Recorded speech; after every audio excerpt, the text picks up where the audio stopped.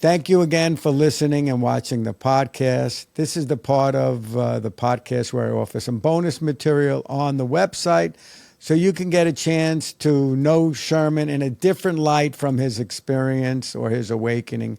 So, Sherman, I think you want to share a story of how you met your wife. Am I correct? Yeah, yeah. So, you'll laugh at this, but I sometimes say I met Tara by hooking up with the moral police, and I'm sure you guys have heard of Masa Amini, right? Masa No. Amini. What? So Masa Amini is it was a girl in Iran where um, because she wasn't wearing a scarf all the way, the moral police are the ones responsible for taking them into custody. And Okay. have you heard of the moral police in Iran at Yes, all? Yeah. I've You heard know of what it. they do, Yes. right? If you get caught with, you know, uh, a non-marital relationship, if you're not married, they whip you and they stone the girls in some cases. Um, but yeah, I met Tara by hooking up with the moral police. But the truth is, we met at a time when my life was anything but certain. But what stood out to me right away was her kindness and her strength. She saw me for basically who I was, not for my past, and she believed in the person I could become. With, she knew about many things and that happened to me in the IRGC. So Right. yeah, So it's great to have that poor person who could support you no matter what you've gone through in life and to be yeah, there for you. it's just the moral police. I want you guys in the West to understand this. The moral police. If you get caught with someone that you're not engaged to or married to, there's Right. huge consequences. Huge. But the irony is, this moral police um, became my best friend. There was, it's in the book, it's in the memoir. And they There was introduced you to your wife. well, no, there was a burglary at my house, and the moral police came. The moral police came that night, and with uh, the sergeant of that moral police, I became friends with him. And again, the moral police is just as their ideology is just aligned with the IRGC, with other Okay. branches. They're all the same. Moral police, the IRGC, the other branches, but um, there are some people like this moral police that we became best friends. Best friends. Hmm. Um,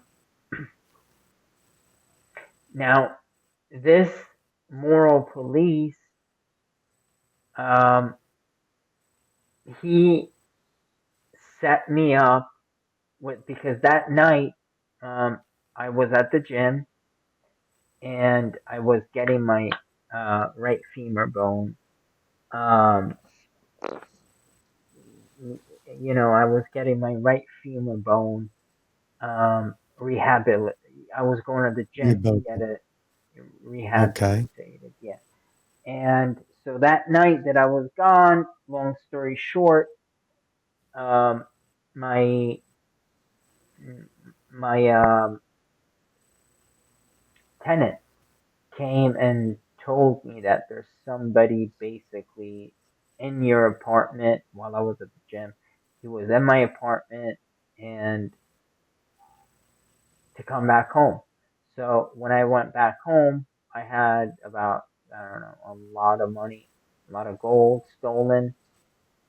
And Mm. what happened is that night I called the moral police. Who that's the local police that comes to you Mm-hmm. to investigate. And so we got his, to make a long story short, we got his fingerprints. It was a guy that I had hired to do my um, cabinets in my kitchen, and he had Right. access. He had my keys to the apartment. So while I was at the gym, he came and took a lot of gold Oh, I'm and sorry. other things. So the police came and they apprehended him, and basically the the moral police that apprehended him became my best friend, like best friend, because he was, again, you're going to get a lot of people in the moral police and government and even the Mm-hmm. IRGC that when they see an American, they light up. It's like the closest thing they could get to an American, even though their existence Mm-hmm. says otherwise. But what I personally witnessed was a lot of, for example, the moral police. He was in love. He became in love with me, just because he knew there was no BS in my story. Right. He knew everything about, obviously, Sure. the And he knew IRGC. your wife. That's how you met her. My wife, He knew what? your wife. He knew your wife to be. Yes. So he knew Tara, and he knew Tara from.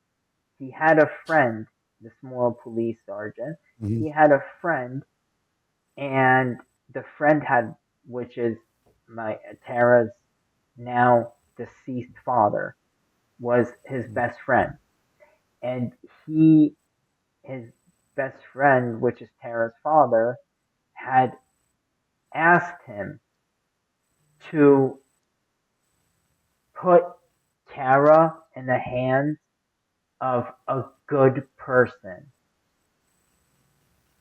And when the moral police, after that night, after Right.